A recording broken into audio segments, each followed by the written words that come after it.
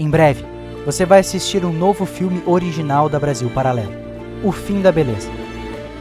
Clique no link desse vídeo e faça o seu cadastro. 1789.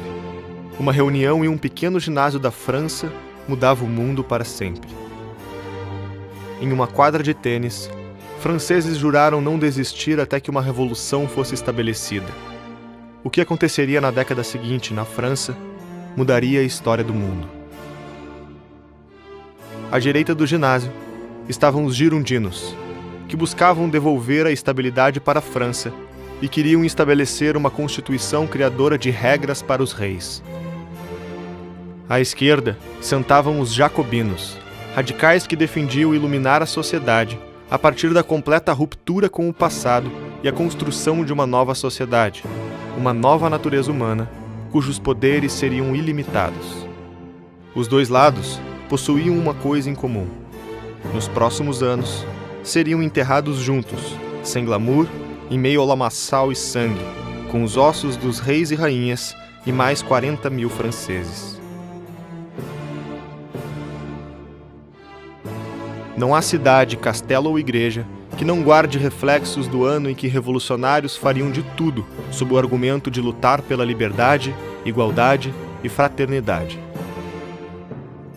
O derramamento de sangue mancharia a história da civilização e acabaria respingando no Brasil. Nos últimos 1000 anos, os pequenos feudos tinham vivido cada um com suas próprias regras. Não existiam decisões centrais e cada local levava a vida à sua maneira. As invasões muçulmanas na Europa já não eram tão frequentes. Os reis defendiam um território e proporcionavam estabilidade.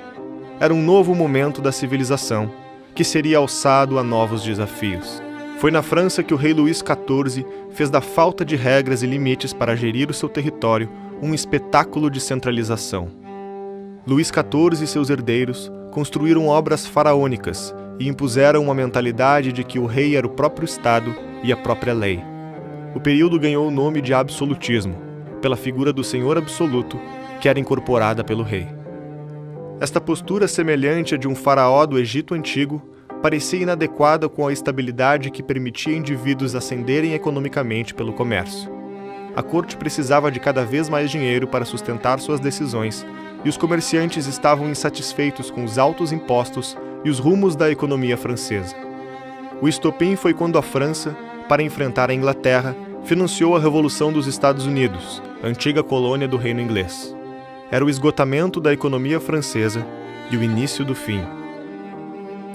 O que tudo isso tem a ver com o futuro da política mundial?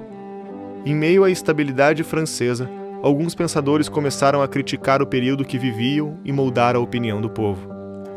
Os aquecidos salões de debate em Paris dariam voz a uma biografia que não mais seria esquecida pela humanidade. O suíço Jean-Jacques Rousseau. Foi Rousseau que afirmou incansavelmente que o homem nasce bom e que a sociedade o corrompe. Junto de outros pensadores como Voltaire e Diderot, inaugurava uma nova era. Uma era com a crença de que a prosperidade e a propriedade privada destruíam o caráter da humanidade. Espalhar a tese de que o problema da sociedade que viviam era consequência do desenvolvimento do comércio e do cristianismo fez com que resolvessem escrever enciclopédias, que prometiam organizar o conhecimento da humanidade usando exclusivamente a razão. A criação exaustiva de diversas enciclopédias críticas ao governo e à igreja os fizeram ficar conhecidos como enciclopedistas. Para muitos, a Revolução Francesa começa na queda do rei. Para os mais atentos, começou nos livros. O que é o Iluminismo francês? Resposta: o Iluminismo francês é resultado de um longo processo de secularização da cultura que começa já no final da Idade Média e que se estende até a época dos enciclopedistas. No terremoto de Lisboa em que Marquês do Pombal subiu ao poder, um dos pensadores franceses que moldou seu pensamento escrevera: "O Deus cristão é vingativo e opressor."